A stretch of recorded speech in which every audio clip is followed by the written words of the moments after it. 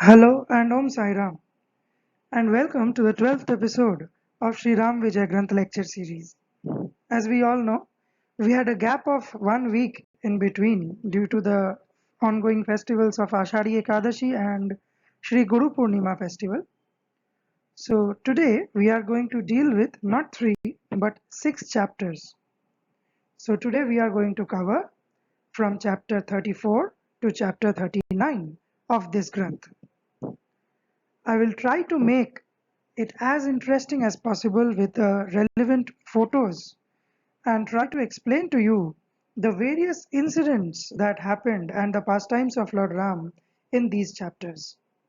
We will see how the Ram Setu was built and how the war, the great war between Lord Ram and Ravan, between the truth and the evil, it started. So without the least delay, let us start with today's episode. We dedicate this presentation to the holy lotus feet of Lord Sri Sainath Maharaj for his kind blessings and inspiration. With his blessings, let us start with chapter 34. So, in chapter 34, Lord Ram prayed to the sea for 3 days, 3 continuous days without eating a morsel of food. But the sea was so impertinent that he did not listen to his prayer. Then Lord Ram got indignant and aimed his Dhanushvan to dry up the sea. So now the sea was alarmed and said, "Kindly forgive me and do not dry me up. I am ready to do what you bid me to." "Very well," replied Lord Ram, "but what shall I do with this Dhanushvan?" So as we all know, once the Dhanushvan is fit into the bow, it has to be released because Lord Ram's Van cannot be retreated back. "It must be at any rate let off according to my solemn resolution which cannot be changed under any circumstances." So Lord Samudradev or the sea, on hearing this, he suggested Lord Ram, "There lives in the west a demon named Maru." So now continued the sea, "He devours all the creatures in the water. Please therefore let off the arrow at him and cut off his head." So Lord Ram accordingly discharged the arrow at him and cut off his head. When the head fell on the ground, it drank off a sheet of the sea water in the west. So a narrow sheet of the sea water was drunk off by that fallen head of Maru, and thereby a tract of land which is now called Marwar was formed. So this is how the land of Marwar, according to the ancient scriptures, was formed. The sea regarded Ram as his son-in-law, and so he presented him with a dress and ornaments which he accepted at the request of the monkeys, and then he wore them. He looked very beautiful. So just imagine Lord Ram wearing those ornaments. He is adorned with those jewels gifted by Lord Samudradev. How beautiful that darshan might be. We don't have that sight in front of our eyes right now, but we can surely relish those pastimes in the form of these granths. Now, Lord Ram asked the sea by what means he should adopt to cross the water with so many monkeys. When again Samudradev said, "You can have a setu built over me, but there is one condition now. The setu must be built by Nal." Nal was the engineer of this setu now. With stones and mountains this setu was built, which will float on the surface of the water only by his hands. So why can anyone else not build the bridge? There is a story behind this. When Nal was young, he always worshipped Shaligrams. We worship the Shaligram Shila as Lord Vishnu. So it's very sacred and found in the river Gandaki. So, because of which Lord Vishnu had a special, like he had given a special benediction rather to Nal, that if he throws stones or rocks in the seawater, they will start floating. A rishi also was pleased with him and blessed him, saying that by his hands, stones and even mountains would float on the water. So, saying this to Lord Ram, Samudradev disappeared from there.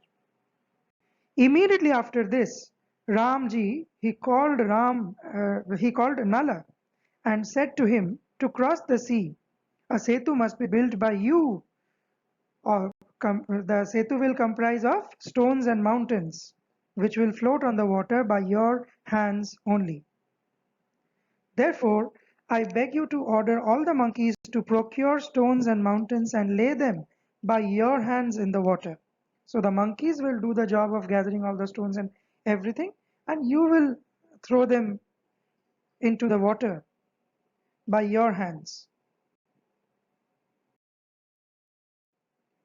So Nal was puffed up with pride and said to himself that Setu could not be built without him. So now he had ahankar in himself. So okay, the Setu cannot be completed without my help. So he was so much having like pride within himself. So saying, Nal ordered the monkeys to get the stones and mountains which they brought and gladly gave in charge of the former, which is Nal. Nal built a portion of the Setu, but the fishes in the sea ate it. He was not able to complete it at all. The fishes, they started eating those grains, the pebbles, the cobbles which were there in the Setu to fill the gaps between the big rocks. So those small pebbles were being eaten up by the fish. He again built it, but the fishes again ate it. He was at a loss to know what to do now. Maruti now said to him, pride goes before destruction. You thought that the bridge could not be built without you. What do you say now? Leave off your pride and be humble. Just this reminds me of the pastime of Baba when Himad Pant ji he proposed to write the Sai Sat Charitra Granth.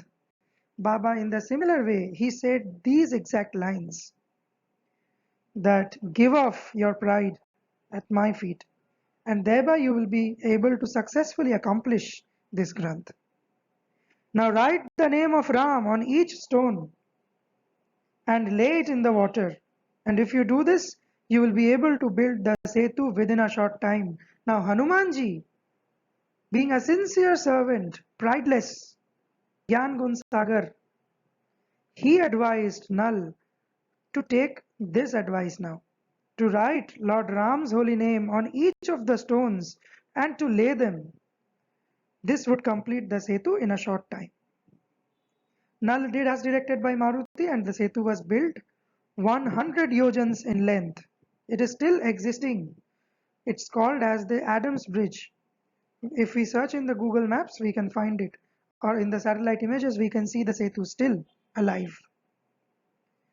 So Nal did as described by Maruti, and after the Setu was completed, Ramji crossed it with his army and came to Suvela, and there he encamped his army. Finally, they crossed the sea and they reached Suvela. And now we start chapter 35. Now, after coming to Suvela, Shuka, who was tied in the camp of the monkeys, as we had read in the previous chapter, he was now set at liberty. Now, Shuka went to Ravana and informed him of what had happened to him and how they had built the Setu. They had completed it. He requested the demon king to submit to the prince and restore Sita to him. So now everyone is coming to Ravan and everyone is advising him to return Sita to Ram, so that he might not be killed. Ram might be merciful on him and leave him. So Ravan got very indignant now and said, you are alarmed because they bet you. If you advise me that way again, I shall at once cut off your head. So now he was silent as usual. Now soon after this, Ravan sent two demons, Shuka and Surna, to Suvela to ascertain the position of the army of Ram. So he sent two messengers rather to see, look at the position of the army of Lord Ram. The two demons in the forms of monkeys mixed themselves with the monkeys belonging to the army of the prince. Vibhishan now informed Ram that the demons had come to Suvela in the forms of monkeys to ascertain the position of his army. Whereupon Lord Ram ordered the monkeys to allow the demons to count their numbers. So Lord Ram allowed the monkeys or the demons disguised as monkeys to count their numbers. Okay, no issue. Let them count. No problem. Lord Ram allowed them. So the two demons were accordingly taken around the whole army. They, having seen it, returned to Lanka and said to the demon king, Ram has got a large army of monkeys, and it will be very difficult for you to defeat it. We therefore implore you to submit to Ram and restore Sita to him. Now again, these two demons also started advising him the same thing. They also returned from the camp, and by merely seeing the strength of the army, they implored Ravan. Ravan was now enraged and threatened them that he would cut off their heads if they advised him that way. Ravan again did the same thing. He then, accompanied by two demons, went to the top of his tower to see the army of Ram. So now, Ravan himself, he took the initiative, and with him he took two other demons, and from a watchtower, from a high elevation, they started to look at the army. Vibhishan came and informed the prince that the demon king had gone to his tower to have a look at his army. So while he was there, Sugriv now jumped from Suvela, which was at a distance of hundreds of miles from Lanka. They had not yet reached the golden estate of Lanka. Sugriv, he jumped from there and returned to his camp. But in between, what did he do? He took Ravan into task. The demon king was alarmed, and immediately he came down from upstairs. Now this incident was over. A few days after this, he said to his courtiers, I have now no patience. I must marry Sita as soon as possible. If any of you make her love me and marry me, I shall be ever grateful to him or her, whosoever it may be.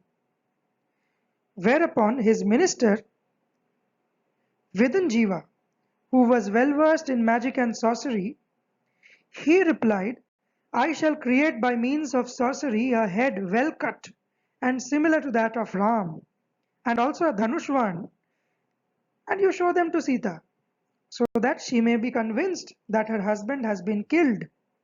And if she is convinced of it, she will become hopeless and easily love you and marry you. Person, Vidhanjiva, he gave him a stupid plan rather. So I am very much thankful to you, said Ravan, for your excellent scheme. There is no doubt you will succeed in it.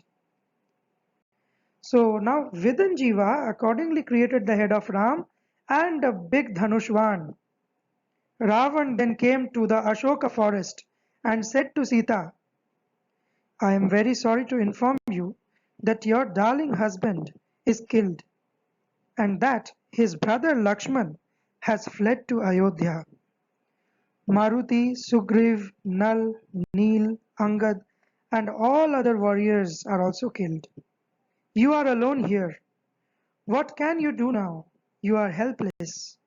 I therefore beseech you to marry me. You shall be my first wife, and Mandodari will be your maid servant. So Ravana now is giving various proposals to Mata Sita. Alas, Sita, Ram is no more. Believe me, if you want any proof of what I say, here is the head of your Ram, cut off by a demon, and here is the Dhanushvan. As soon as Sita beheld the head of Ram and his Dhanushvan, she fainted. In her grief, she said to Ravan, I look upon you as my father, and I implore you to order a pile of wood to be arranged, so that I may set fire to it and burn myself in it. I do not wish to live any longer in this world. As soon as now Ravan heard these words, he returned to his court, leaving Sita alone. Because he was now seeing his strategy is failing. Rather, Mata Sita was reacting the opposite way, which was not expected. Now comes the Adhyay 36. In the meantime, Sharma, the wife of Vibhishan, came to Ashoka forest and informed Mata Sita that Ram was doing well and that the head which was shown to her was created by the demons by means of sorcery to make her give her no hope of Ram and marry Ravan. So no sooner did Sharma inform Sita of this than the created head and the Dhanushvan which Ravan had left there in front of Sita disappeared because their secret was revealed. Soon after, the demon king said to his wife Mandodari, You are my faithful wife and love me much. I have a great passion for Sita, and if you do not help me, I shall die. If you really love me, go to Sita in the Ashoka forest and persuade her to marry me. Whereupon Mandodari went to Sita herself and, having communicated her husband's wishes to her, returned home. She said to her husband, Dearest, Sita is not a woman who will comply with your wishes. She is a paragon of virtue. She will sacrifice her life rather than yield to your passion. There is no use of your being after her. I therefore beseech you to restore her to Ram. Why do you covet another's wife? According to the Bhagavad Gita, kidnapping one's wife falls under the 6 types of sins for which the penalty is death. My love, replied Ravan, what you say is true, but I shall never submit to Ram and humiliate myself in the eyes of all nations. I shall fight with him and die, but I shall never restore Sita to him. Now, having failed to persuade her husband, she returned to her palace. Ravan again went to the top of his tower with his courtiers and began to look at the army of Ram. Ram also went to the top of a hill with Sugriv and other monkeys and began to look at Ravan with his courtiers. While Ravan was looking at the army of the prince, which is Lord Ram, Sugriv jumped from the hill, and what did he do? He jumped from the hill and knocked down the mukuts put by him on his 10 heads. A pictorial representation of it is given at the top left corner of the screen. Sugriv, he came jumping from that hill where Lord Ram was standing, and he took off all the 10 mukuts from Ravan's head and he threw them. The demon king was surprised and combated with the monkey, but the latter, which is Sugriv, having administered to him severe blows, returned to Ram with joy. Ravan was alarmed and immediately came down with shame and confusion. He was rather confused. He was startled to see what happened. So after all preparations for the war were completed on both the sides, they were now prepared for the war. Vibhishan said to Ram that according to the custom, before an attack is made on Ravan, it is advisable to negotiate with him for peace. So a peace negotiation was absolutely necessary. Now who will go for that? Now Vibhishan advised Lord Ram, you should therefore send an ambassador to his court and request him to restore Sita to you. Ram accordingly sent Angad to the court of Ravan. Now the peace ambassador was Angad,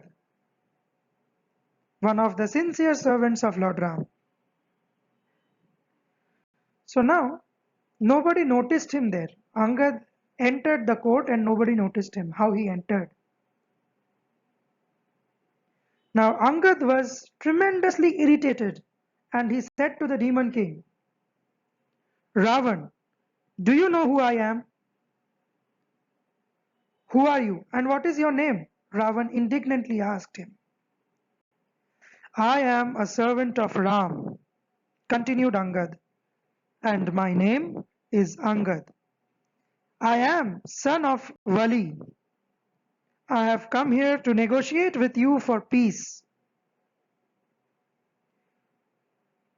I shall never make peace with Ram, replied Ravan.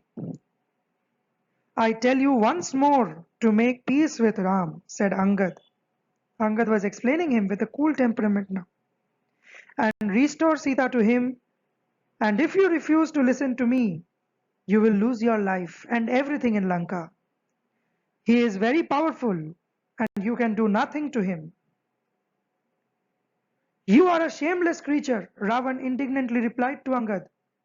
You know very well that Ram has killed your father, and instead of revenging yourself upon the enemy, you have now come up to help him who has killed your father, Vali. Now, who was Vali? Vali was the elder brother of Sugriv, and Vali's son was Angad. So Ravan was now playing an opposite strategy towards Angad. He was now reminding him that, see, Lord Ram has killed your father Vali and given the entire kingdom to Sugriv. And you are working for that person, the killer of your father.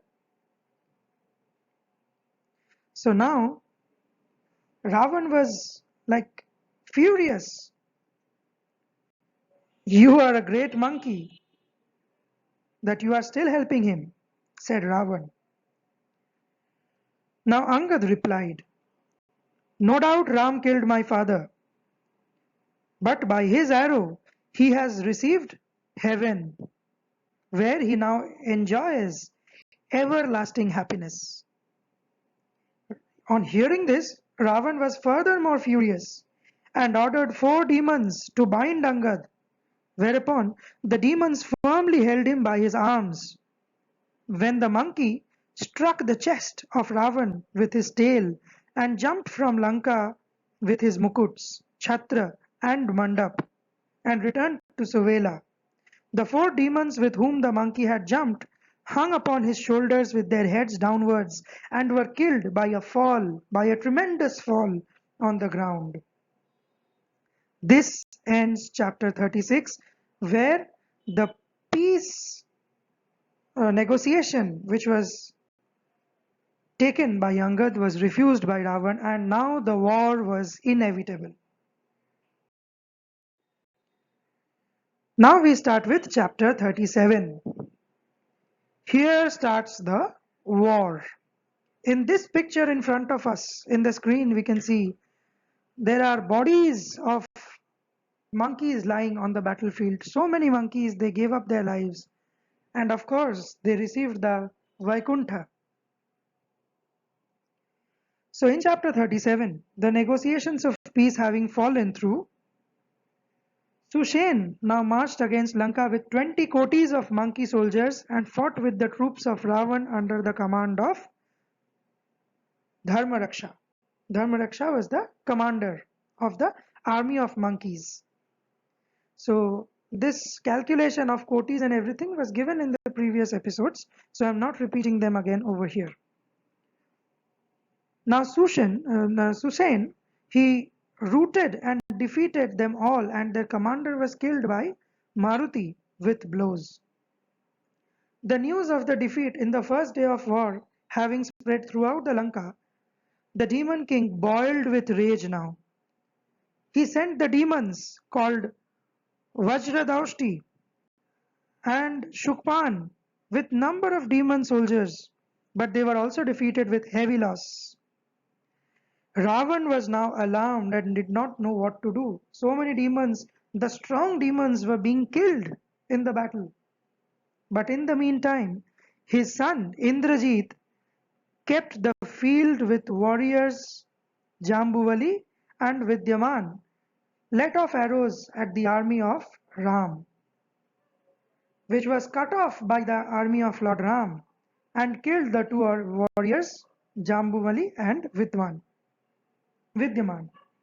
Whereupon Indrajit immediately jumped with the chariot into the sky. Now, who was there in the battlefield? None other than the son of Ravan, Indrajit. He was a very strong warrior and he started fighting. Two of his warriors were already down. They let arrows towards the army of Lord Ram and the arrows were cut off and the two warriors were killed. So now he hid himself in the clouds and let off serpent weapons at the army of Ram, which produced innumerable serpents. These serpents stung Ram and Lakshman and all the soldiers, and consequently they all fell lifeless in the field except Maruti and Vibhishan, who were immortal. Everyone, literally everyone in the field, including Ram and Lakshman, they lied lifeless in the field.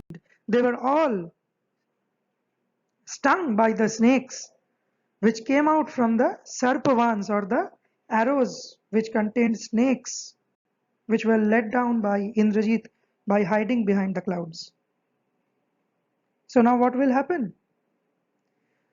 So Ram, Lakshman and their soldiers lying lifeless in the field, they were all there. So Indrajit, having thus defeated Ram, returned to Lanka with a great success.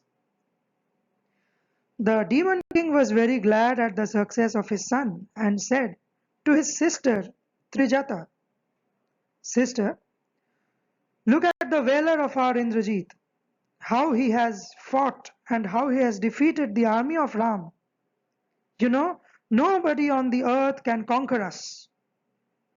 Now what I want you to do is that you should go now to Sita and inform her all that had happened in the battlefield. That now finally Ram and Lakshman have been killed, truly killed by serpents, and show them." Now Trijata had this power to virtually show the scenes of the battlefield, of any place. She had this benediction. Ram, Lakshman and their soldiers lifelessly lying in the field. And Ravan advised to tell her that she is now helpless and I am the only one who can support her. Tell her all this and persuade her to marry me. Sister, I like her very much. Trijata accordingly showed to Sita Ram, Lakshman and the monkey soldiers lying lifeless in the field and told her all that Ravan had said. Sita, having seen her beloved Ram and Lakshman, violently cried and became hopeless. Maruti and Vibhishan consulted together as to what they should do to resurrect the princess, their army. But before they arrived at a certain conclusion, Pavan Dev had come and whispered to Ram a Garuda mantra. This mantra called none other than the mighty Garud, the Vahan of Lord Ram. So the fighting was again renewed by the monkeys. Garuda came, he killed all the serpents and he resurrected Ram, Lakshman and their entire army. Now Pravashta, the minister of Ravan, bravely fought with them and killed many of them, whereupon Nal threw at the minister 1 lakh of mountains, which again Pravashta he broke at no time. He was a strong warrior. and continued the fighting. But after a hot battle, Pravashta was finally killed by Nal with a tree called Tad, a Tad vriksha.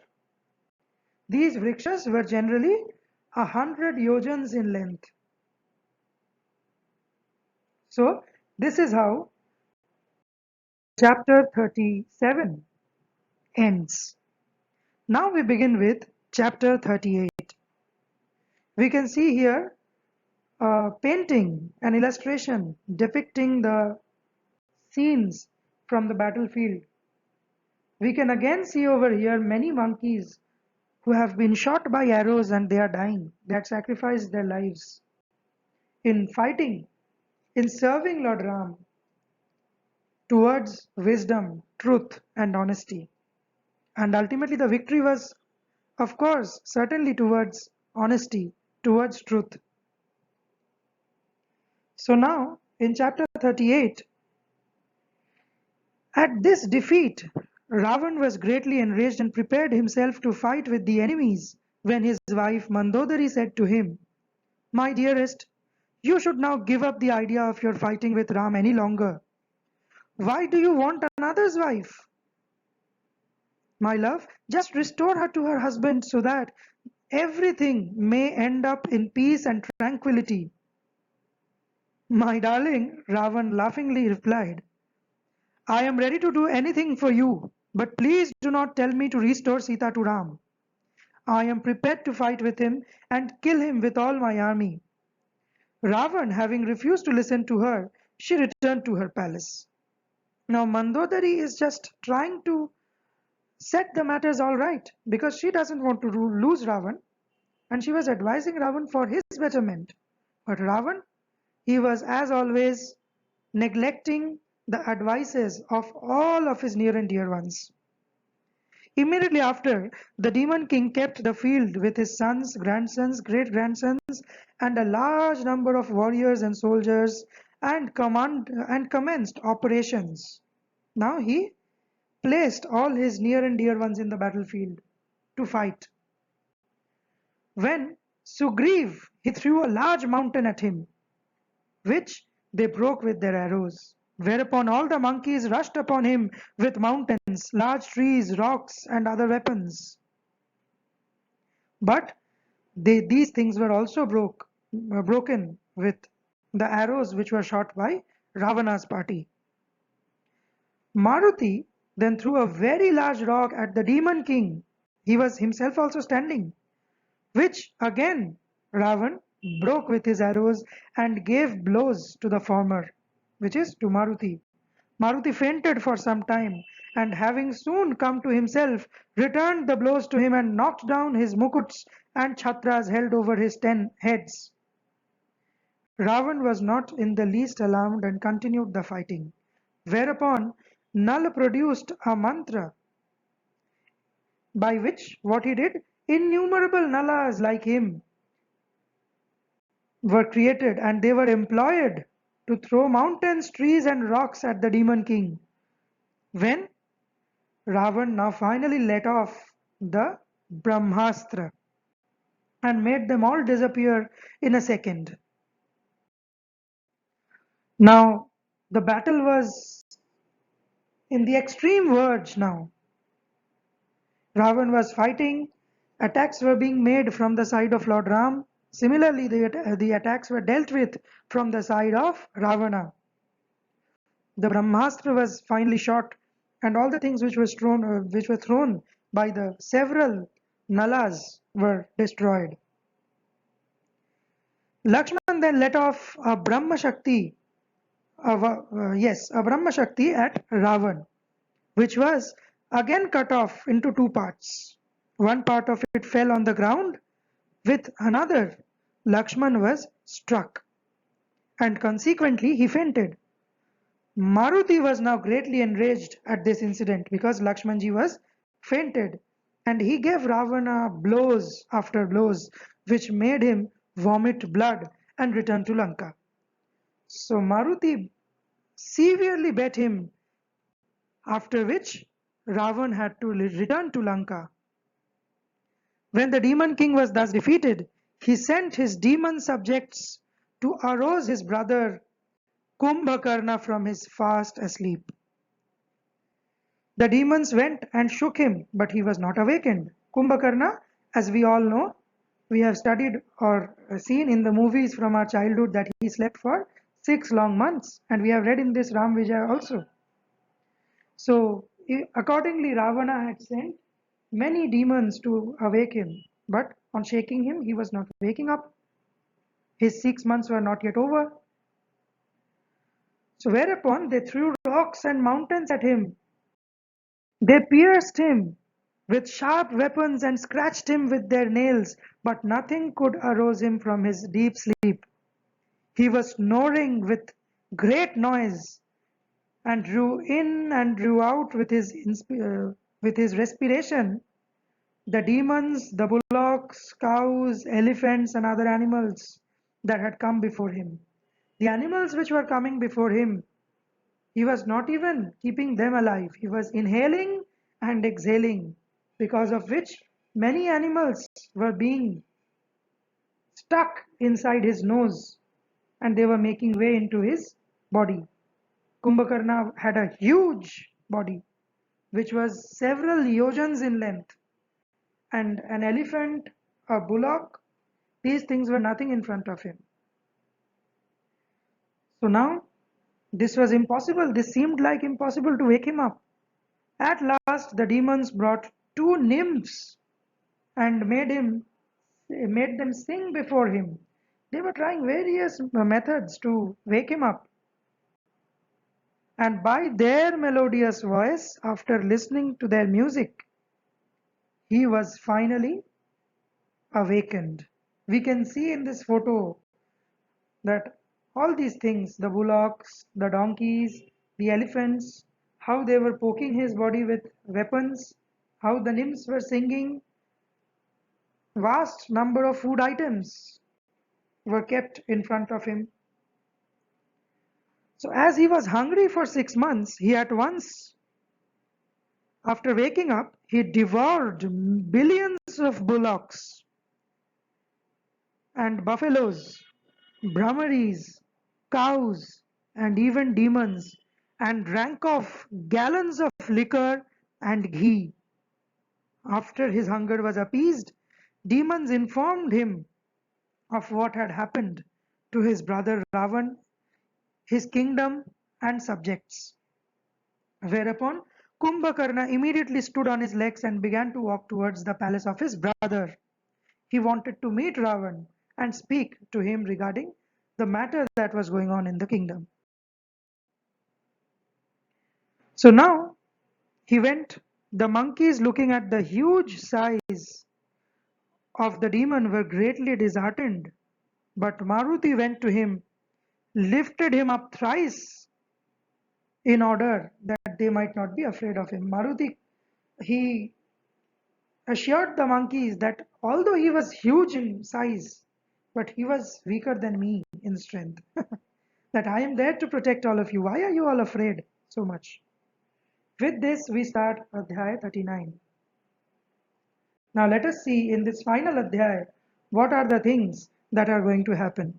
Today we are having our mega episode of 6 chapters, so we are taking a bit longer time than the usual 30 minutes of our time. So in this chapter, Kumbhakarna reached the palace of Ravan and stood before him. When Ravan said to him, "Brother, I am now in difficulty. I have brought Sita, the wife of Ram, as I wish to marry her. In order to recover her from me, Ram has come here with a great number of monkey soldiers. They have killed good many demons and destroyed nearly the whole of Lanka. It is now your duty to help me. It is not good that you have deprived the helpless woman Sita of her husband," replied Kumbhakarna. Now Kumbhakarna also said the same thing, which was being repeated in Ravana's ears by his wife Mandodari, by his sons, his demons, everyone, literally everyone. Kumbhakarna also advised that, "Why did you do it? What was the reason? You have invited trouble yourself. It is a great sin that one should covet another's wife. You ought to have restored her to her husband. But as you have brought her here at the risk of your life, you have you fulfilled your wishes? If not, then transform yourself into Ram and go to her. So now that cannot be done, replied Ravan, because if I become Ram, all his virtues will reunite and they will prevent me from doing any wicked act. So Ravan said, no, no, no, no, no. I can't disguise myself as Ram because Ram is a virtuous person. He is an incarnation. If I take the disguise of Ram, all his virtues will reunite and I will not be able to do any sort of wicked act. So that is not possible. So Kumbhakarna was now having no more help for him. The suggestions that Kumbhakarna gave were all useless now. So now, as you are my brother, said Kumbhakarna, it is my duty to help you. Have courage. I shall devour all the monkeys in a moment and kill Ram and Lakshman. Saying this, he took his leave from Ravan. And Kumbhakarna attacked the army of Ram, where 4 monkeys, including Sharab, Govaksha, flung mountains and rocks at the demon, which again Kumbhakarna broke with blows and threw them into the sky. Kumbhakarna devoured great number of monkeys, but a few of them escaped through his ears and nostrils. He ate many, but they came out. They managed to escape from his ears and nostrils. He was huge, and he could not feel them also. Sugriv then threw a mountain at him, which again was broken with one blow having held by him from by his feet. He kicked the mountain rather. And he turned Sugriv like a reel. He was about to dash Sugriv to pieces when Sugriv somehow managed to escape from his clutches and jumped into the sky. But now Kumbhakarna, having stretched out his hands in the sky, brought him down and put him into like his anus now. And Sugriv was disgusted. And now, finally, Sugriv cut off his nose, ears, and escaped, and jumped into the sky, which Kumbhakarna knew nothing. Sugriv somehow managed to escape. Kumbhakarna was like doing pathetic works in the battlefield. Now Sugriv was somehow he was able to save his life from the clutches of Kumbhakarna. So now, having thought that he was successful in the war, he walked towards the palace of his brother Ravana. So Kumbhakarna thought that, okay, I have at least killed one great warrior and many monkeys from Ram's Sena, and now I can return with a good smile, with a great like spirit to my brother. Now, when he returned to the palace of